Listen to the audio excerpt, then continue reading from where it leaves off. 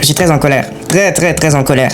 Parce que, en fait, c'est pas tant le résultat. Parce que, si vous vous rappelez, je vous avais déjà fait une vidéo avant le début de la saison en vous disant que bon, faire un match nul à Bruges, c'est pas non plus le scandale du siècle. On fera le point, je veux dire, comptable à la fin des journées de Ligue des Champions, vu les adversaires qu'on affronte. Je vous avais dit, hein, PSG, Bruges, même Chelsea et tout, là, déplacement à l'extérieur, c'est pas des 3 points, je veux dire, que je compte d'emblée. Donc, moi, les 3 points à Bruges, je ne les comptais pas de toute façon de base, parce que je savais que c'était un déplacement très compliqué, dans un terrain compliqué, face à une équipe qui a accroché déjà beaucoup de gros par le passé. C'est pas ça qui me dérange, parce que techniquement, un point, c'est pas la fin du monde. Il y a des équipes aussi qui lâchent des points, d'autres équipes vont encore lâcher des points.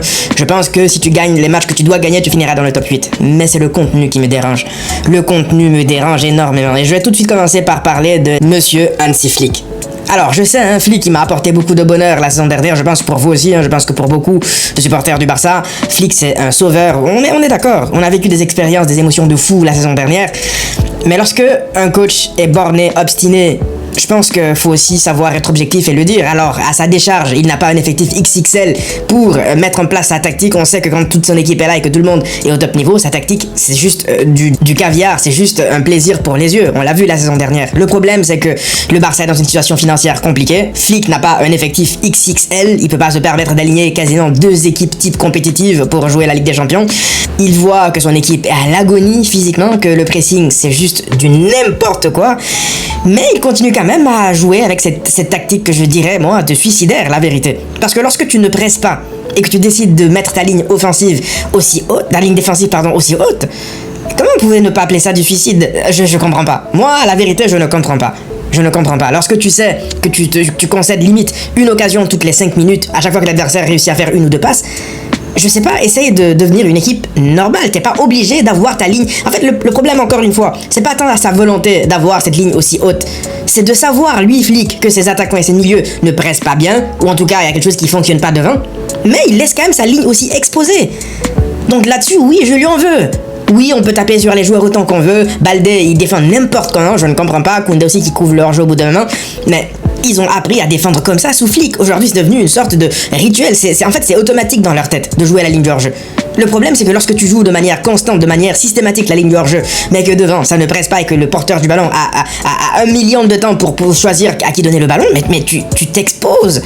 Tu exposes tes défenseurs, tu exposes ton gardien. Déjà que t'as pas de gardien, moi je veux parler de Szczesny. On le savait, de toute façon tu vas chercher un mec sorti de la retraite, il a rendu de bons services la saison dernière, il a assuré entre guillemets on va dire, mais faut arrêter 2 secondes, c'est bon, au bout d'un mois déjà, lorsqu'il a prolongé la saison dernière, je me suis dit, attention à l'année de trop. L'année dernière c'était pas mal son intérim, mais je pense que cette année c'est vraiment l'année de trop. Déjà qu'il fait 0 arrêt, ok, il a arrêté un péno, il est capable d'arrêter des pénos, ça a toujours été sa spécialité depuis toujours, une de ses spécialités en tout cas. Mais je suis désolé quoi, un gardien qui ne fait quasiment jamais un arrêt. Mais après, est-ce que tu peux lui en vouloir à lui s'il se retrouve en face à face au moins 3 fois par match? Je sais pas, c'est difficile. Le problème, c'est que lorsque tu as un gardien comme Johan Garcia,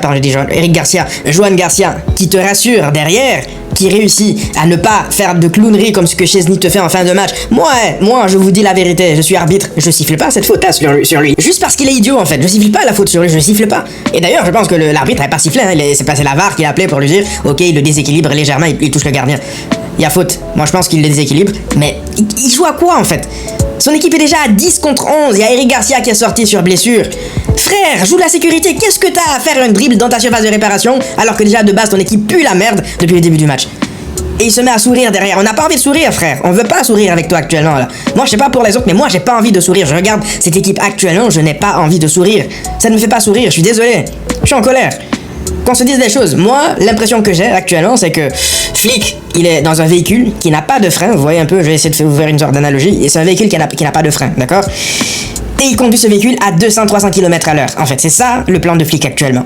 C'est ça. Je vois pas comment l'expliquer autrement. Et je ne sais pas si on continue comme ça, jusqu'où on va aller, parce que le prochain match, c'est déplacement au Celta, à Balaidos.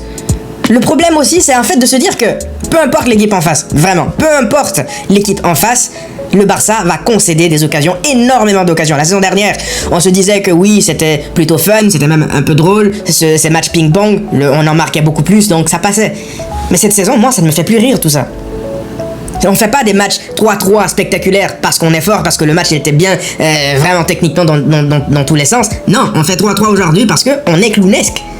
C'est ça la différence par rapport à la saison dernière. Là, c'est pas un 3-3 où tu te dis, t'as fait une remontada, t'as remonté un but à chaque fois. Non, non, c'est Lamine Yamal qui était seul au monde aujourd'hui. Il était seul au monde. Il y a Fermin qui a un peu essayé en début de match, il a même réussi, je pense, une base décisive. Mais lorsque Olmo est rentré, il a décidé de débrancher son cerveau aussi. Mais c'est ridicule. C'est ridicule. Je sais pas où est-ce qu'il compte aller comme ça, mais c'est droit dans le mur. Je sais pas si Flick compte continuer comme ça jusqu'au retour des Rafinha, des Johan Garcia, des Pedri, mais on va droit dans le mur comme ça. Et c'est pour ça que je vous dis que je suis désolé. Hein. Moi, des gens peut-être vont peut-être m'en vouloir parce qu'apparemment Flick aussi, vu qu'il a fait ce qu'il a fait la saison dernière, faut pas le critiquer. Et je le dis, hein, tout n'est pas que de sa faute, parce qu'il faut parler aussi de la planification sportive et de l'effectif qu'il a. C'est pas que de sa faute. Le problème, c'est que derrière, lorsque tu vois que tu es dans cette situation-là, ça y est, tu y es, mais tu fais quoi? Tu joues pas en mode kamikaze non plus. Et c'est exactement ce qu'il est en train de faire. Sa tactique, elle est incompréhensible. Tu te dis, mais c'est pas possible. Mais les coachs qui affrontent le Barça, les équipes qui affrontent le Barça actuellement, elles doivent se régaler.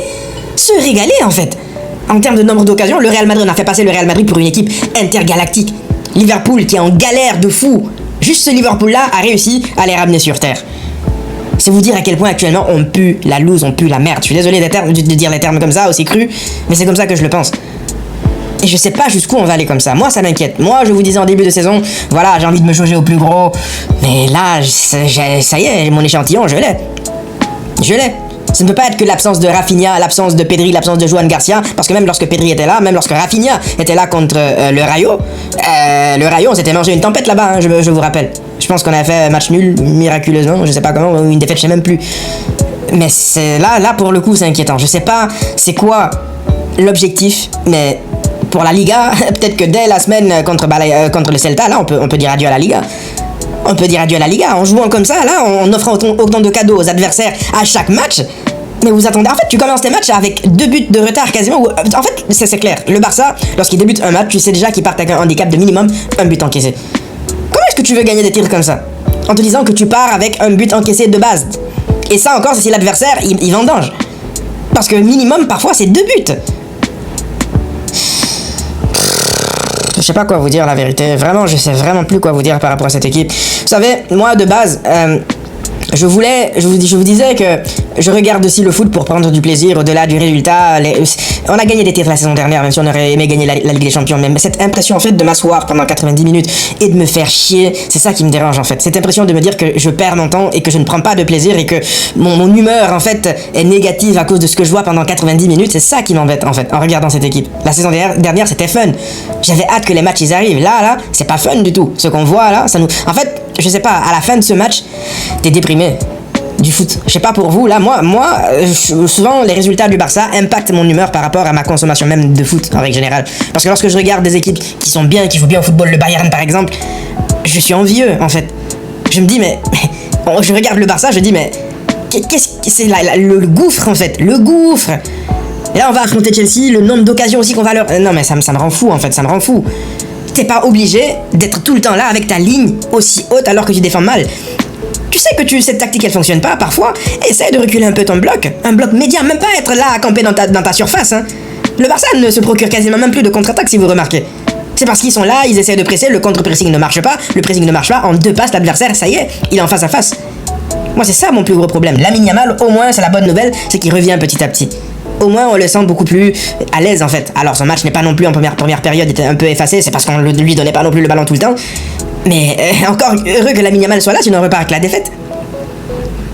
Lamine Yamal a 1 contre parfois 3, 4, 5. C'est ça la tactique maintenant. Elle est passée où l'équipe qui se procurait des occasions toutes les 2 minutes, toutes les 1 minute la saison dernière, où le danger venait de partout. Non, c'est frustrant la vérité, c'est frustrant. Donc voilà, écoutez, on verra jusqu'où ça ira comme ça, mais très inquiet là, très inquiet pour le déroulé, pour la suite de la saison. Je sais pas si Flick va se remettre en question, j'espère qu'il va se remettre en question, mais là, ça va plus. En fait, parlons pour Chesney, là, frère, il m'a fait regretter Ter Stegen. Là, j'ai envie que Ter Stegen revienne. Ça veut tout. Est-ce que là, j'ai besoin de vous dire davantage ce que je pense de Chesney? Quand je vous dis que j'ai besoin de Ter Stegen me manque. Oui, pitié Ter Stegen, reviens. J'espère que Johan Garcia revient avant lui quand même, parce que bon, mais quand même.